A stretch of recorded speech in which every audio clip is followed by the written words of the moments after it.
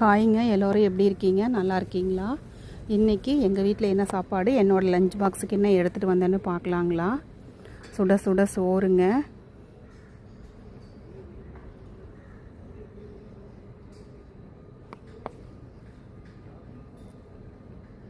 அப்புறம் நைட்டு தக்காளி குழம்பு வச்சேங்க இட்லிக்கு. அதுவே கொஞ்சம் சேர்த்தி வச்சுருக்கேன்.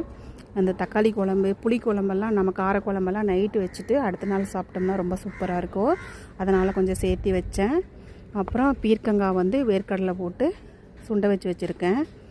அப்புறம் தயிர் தாளிச்சிருக்கேன். அப்புறம் பாப்பாவுக்கு ஸ்நாக்ஸுக்கு பச்சை பட்டாணி ஊற வச்சு வேக வச்சுருக்கேன். ரசம், இது மாதுளம்பழம் பாப்பாவுக்கு சாப்பிட்றதுக்கு உரித்து வச்சுருக்கேன்.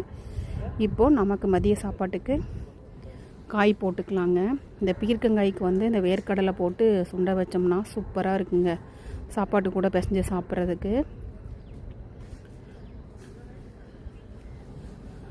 அப்புறம் தயிர், தாளித்த தயிருங்க. இதுதான் எங்கள் வீட்டு சாப்பாடுங்க இன்றைக்கி. நீங்கள்லாம் இன்றைக்கி என்ன சமைச்சிங்கன்னு மறக்காமல் கமெண்ட்டில் சொல்லுங்கள்.